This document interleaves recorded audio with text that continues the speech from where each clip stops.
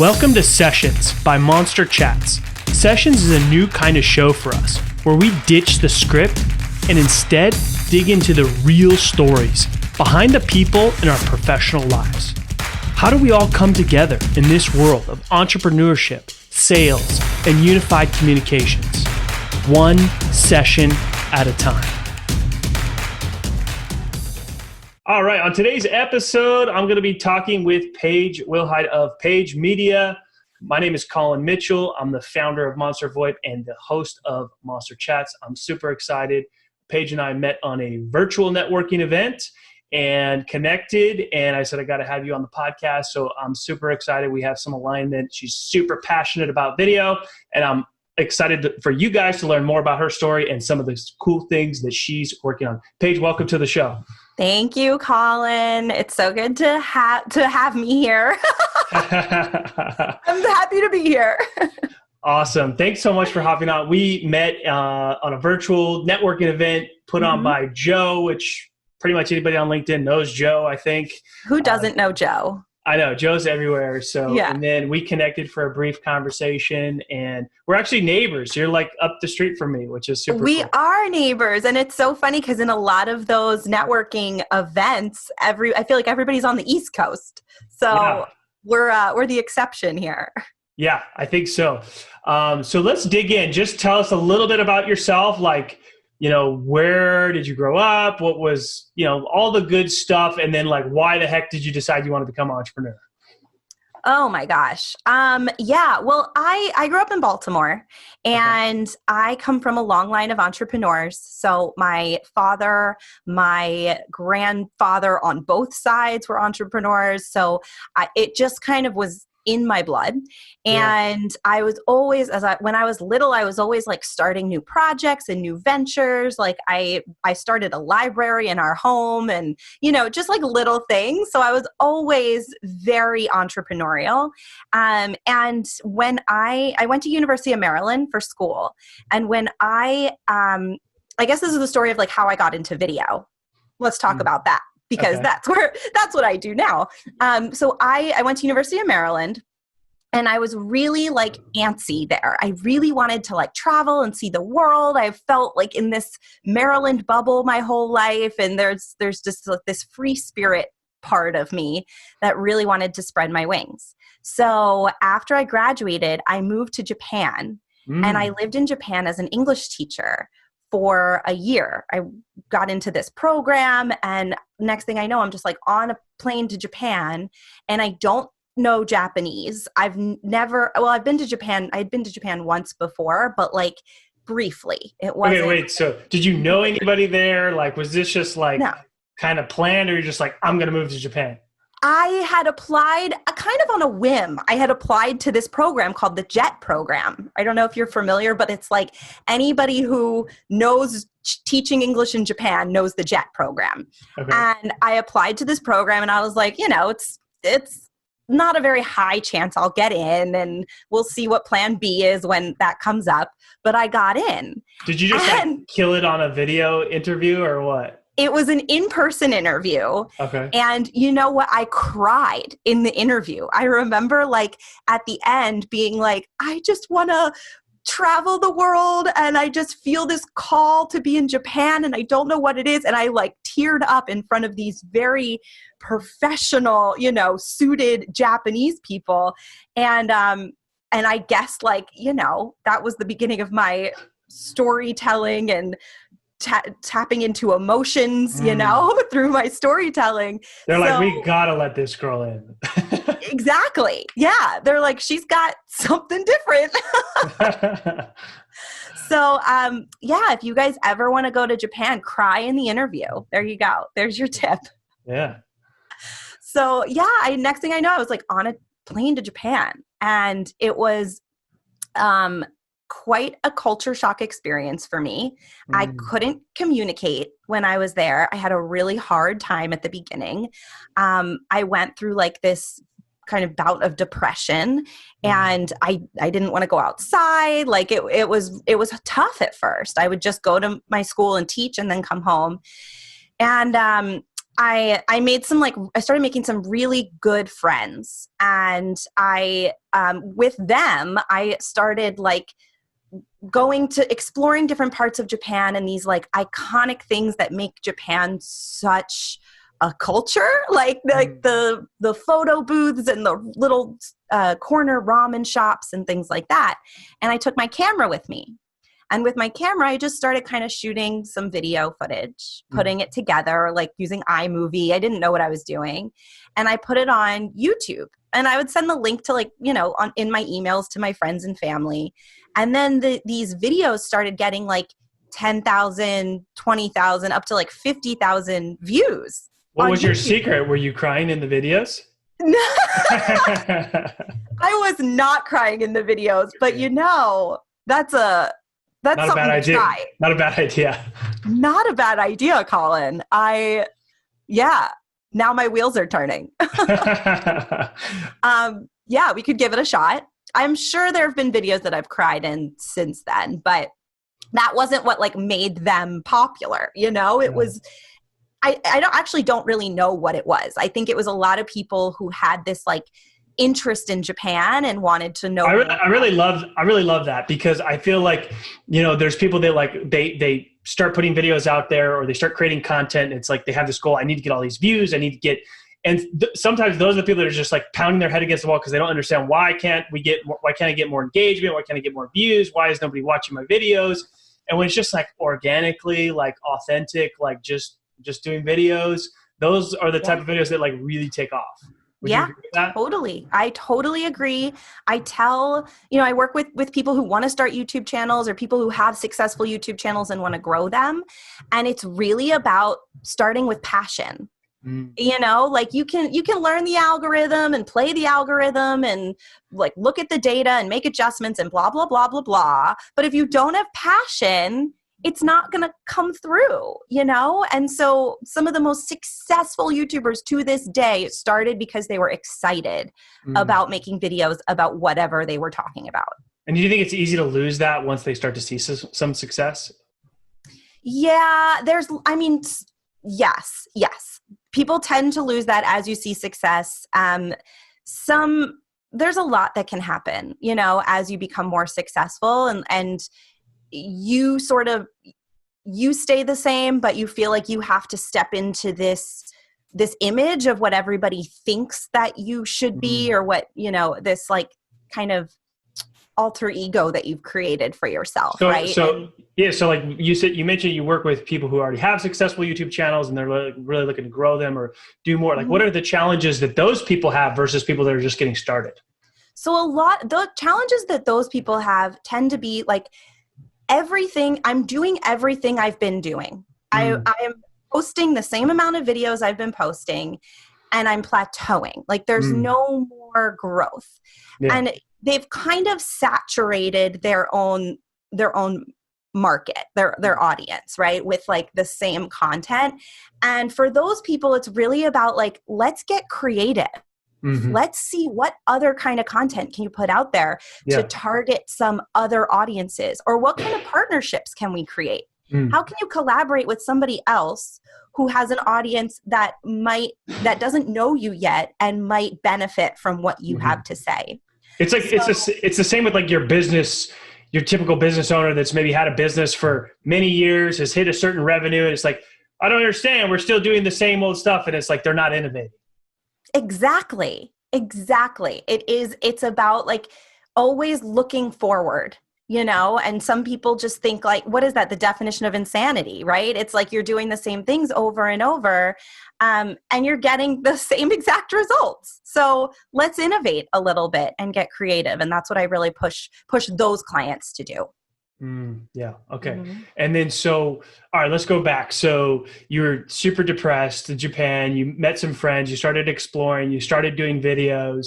And all of a sudden, these videos started getting tons of views. I mean, they almost I'm guessing, I'm putting linking putting the dots together here, but it kind of pulled you out of that depression a little bit and kind of changed it for you. Totally. So tell me about that. Yeah. I mean, it gave me something that I felt excited about. It gave me something to look forward to. to work on. I always, you know, during this COVID time, I actually put out a video about like staying creative in quarantine, because we can tend to like, you know, get into this low point, and it's about mixing it up. Like, try something new, take a course, like go to a different kind of supermarket, like anything that will get your synapses in your brain connecting differently, right? Mm-hmm. So that's really what this YouTube channel provided for me, was a chance to be more creative and to tap into something that I didn't really know was inside of me. So it definitely pulled me out of that depression. It also encouraged me. It also like pushed me to go to new places, right? Because I was like, I'm going to make a video about this, so I want to go explore it and experience it. So it just added to my whole experience of living there. When did you make your first video, and what was your first video about?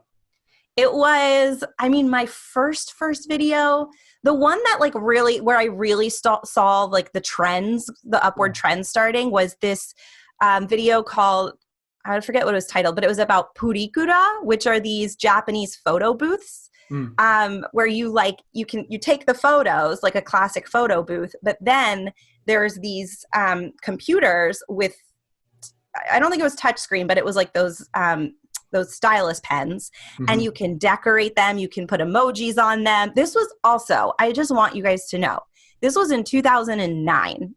So it wasn't like last year when YouTube's like really hot and everybody wants to do it, or even like 5 years ago. Like this was YouTube didn't even know what it was going to become at this time. So it was just like really fun. It was really fun to like play around with what kinds of videos would people want to see. And that was a really popular one, was this called Purikura, the Japanese photo booth video. Very cool. Okay. All right. So now talk to me about, so you start to, you know, have a little bit of purpose with doing these videos, and then what was next for you from there? Well, I came home and I knew that I wanted to learn more about video and YouTube. And like, I just didn't really know where to start. And my dad had actually seen a commercial on the Travel Channel for a course, of a short form travel video course at the Travel Channel headquarters in DC. And I lived in Baltimore. So I was like, perfect. I took this course and just like fell in love. I made some real fun, weird videos, and put them just started kind of sharing them. I found internships wherever I could. I like reached out to some guy who was a videographer, and I was like, hey, can I help you in any way? And I interned at a production company in Baltimore. And while I was there, there was like one day we were doing a shoot with like Comcast, and Cal Ripken was there. It was like a huge deal. And so I'm sitting with the talent at lunch, not Cal Ripken, but like some other people, and talking to them. And one of the women was telling me her journey about becoming an actress. And I was like, oh, that sounds awesome. I want to do that. So I moved to New York a couple months later and started pursuing an acting career. And on the side, I was producing videos for people, for like small businesses and entrepreneurs, just as a side hustle to make money. Sure. It wasn't a career.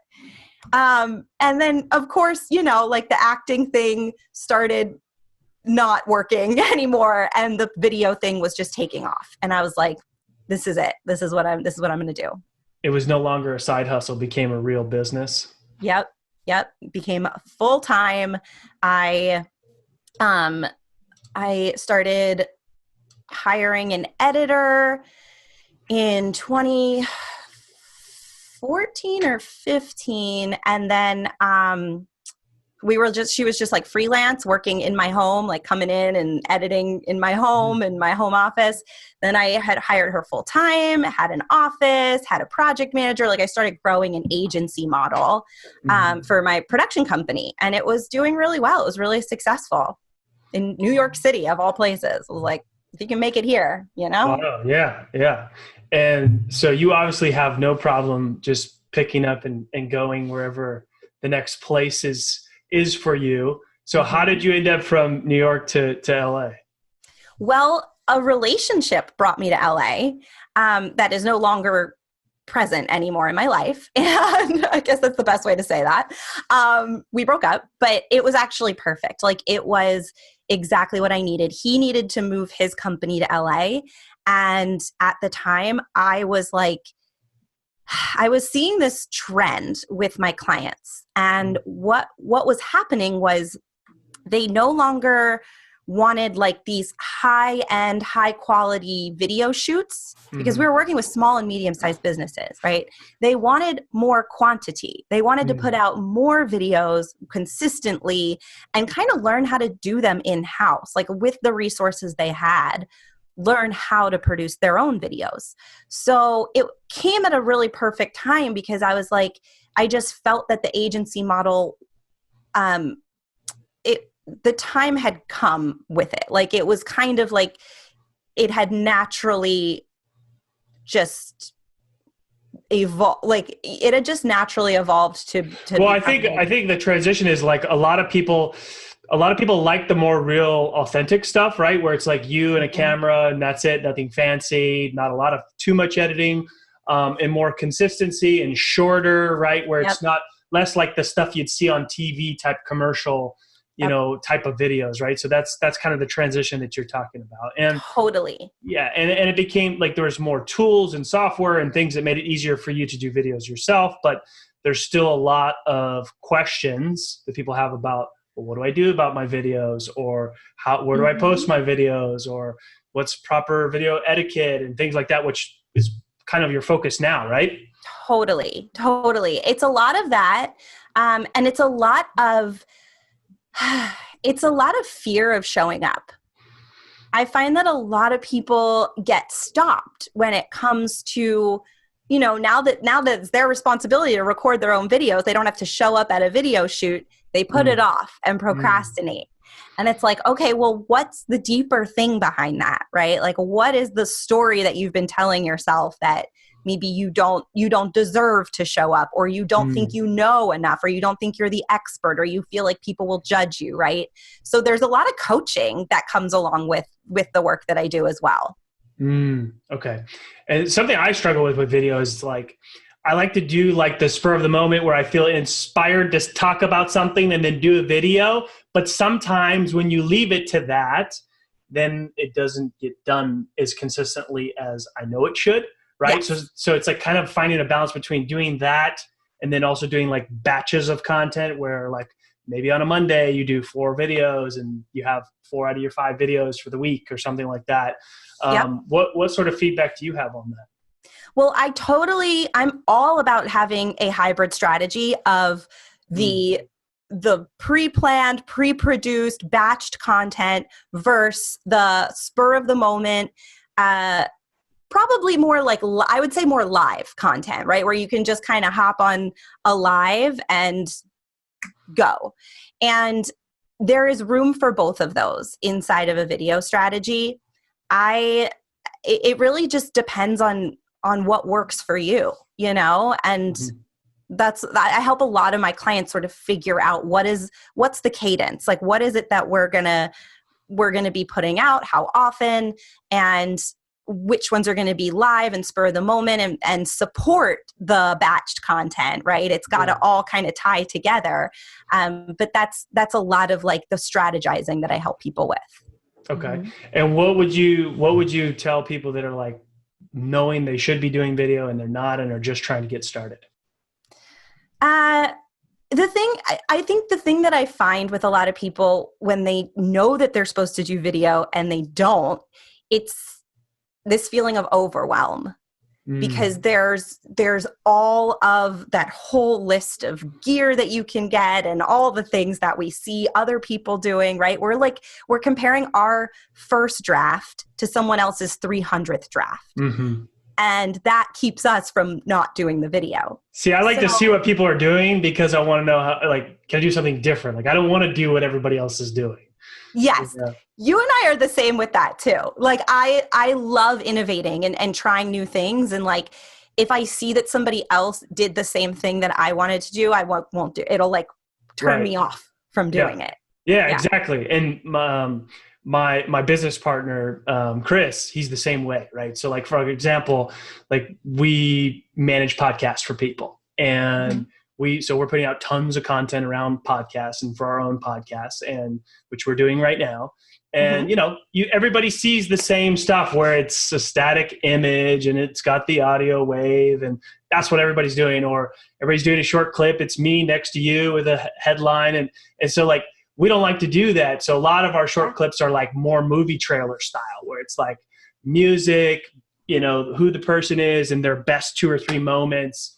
And it's like a promotion for the full episode, until everybody starts doing that, we'll run that course, and then people start doing it, we'll have to figure something else out. Think of something else. Then there will always be something else, right? And I love that you guys are doing it in that format. It's more watchable.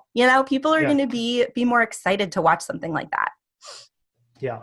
So, all right. So the person they're getting started, they're typically overwhelmed. They don't know what equipment to use. Yes. Should I use my phone? Do I need a professional camera, mic? And then they just kind of are overwhelmed and do nothing.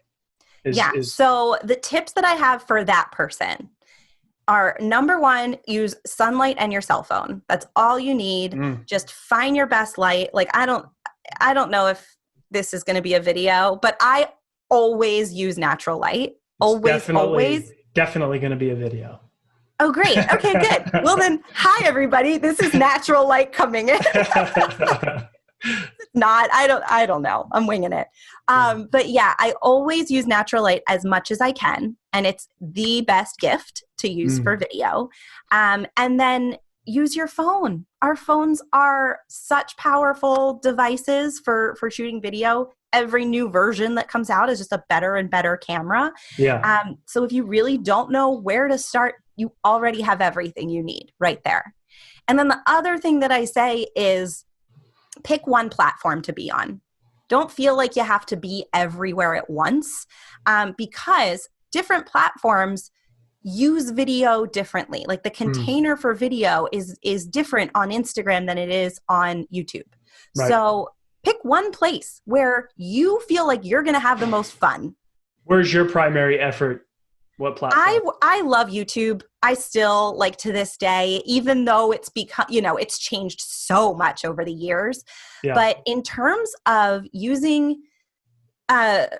creating evergreen content, YouTube is the place to be. Like, Instagram's fun for short, quippy stories, whatever stuff. And it's really playful and visual, but YouTube is really where it's at if you want to be found. And if you want to build up your influence and a library of content that puts you front and center and establishes you as a thought leader. Okay, good to know. All right, so now what about the more experienced content creator, somebody who's putting content out, struggling, hitting that plateau? Like, what do you tell those folks? I mean, for those people, it's like we talked about before, is how can we get a little bit creative? How can you change up what you've been doing to surprise your audience? Or, right, like there's this, go ahead. The one thing I think you said earlier, which I totally agree with, and because I apply this in a different way, not necessarily on content, but collaborating. So tapping into other people's lists, other people's followers that have a similar, audience or demographic as you, I think that's definitely the way to go. It's a win-win for both parties, right? 100%. Collaboration is huge. And that's been really huge for me in growing my audience too. It's like every conversation that I have, I always approach with how can we help each other? Right. How can I help you, and in turn you'll help me.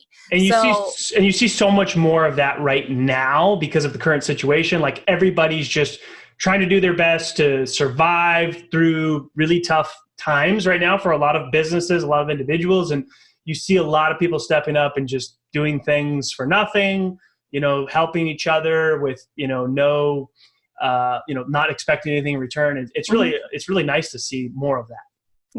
Yeah. It's wonderful. That's the way I've always run my business. Like my dad taught me, a business is about your relationships. That's how you grow a business, with good relationships. And that's how I've always done it. And it's just great to see now that it's even more important than it's been before. 100%. All right. So before I let you go, no, I don't want to leave. Let's hang out all day. Unfortunately, if we go too long, which we totally could, people won't listen to it. So people have short attention spans. We got to keep it under 30 minutes or so, unfortunately. But you know what? Man, you guys, I blame the audience. So before I let you go, tell people about some of the cool things you're working on. I know you have a course. I know that you have something else that's non-business related that you have going on that you may want to talk about. Yeah, well, it's kind of business related, but like, yeah. So my course, Lights, Camera, Crush It, is the ultimate course to becoming a video superstar. And I walk my students through every single step of the video creation process for your business. So from visioning to planning out your content, to learning to research titles, to shooting, editing, sharing, uploading, collaborating, literally everything that we talked about today. So that is my course. And if you want to learn more about that, on my website, I have a free workshop that you can check out, the 5-step formula for creating videos that convert to sales.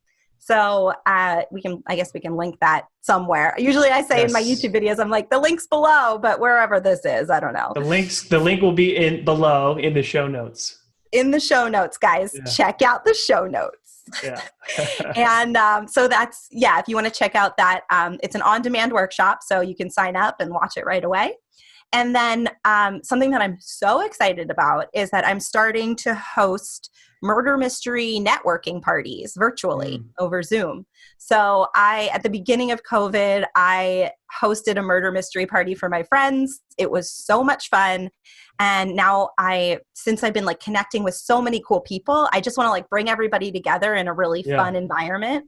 So they're all like, anybody who signs up, I think it's like I'm going to limit to 15 people for the first one. And then you sign up, you're going to get a character, what costume to wear, like who you are, and then everyone's going to show up and it'll be super fun. Spoiler alert, it was Paige with the video camera. Shh, don't tell everybody. That's the secret. We have to cut that part out, you guys. Oh no. They stopped listening. It's past 30 minutes. It's too long. Yeah. All right. Well, Paige, it was such a pleasure having you on the show today. Welcome to the Monster Chats community. Appreciate you taking the time. If you're listening to the podcast, please subscribe, share with your friends, and we're listening for your feedback. The show is all about you. Thank you for tuning in to another episode of Sessions by Monster Chats, presented to you by Monster VoIP. Monster VoIP started frankly because we were sick and tired of getting gouged on our business phone bill and getting dropped calls all of the time. Today, Monster VoIP serves over 6,000 customers and is passionate about saving businesses money and giving them the features that they need in a modern tech stack for today's companies. Text TRIAL to 424-378-6966 to get your free trial of Monster VoIP.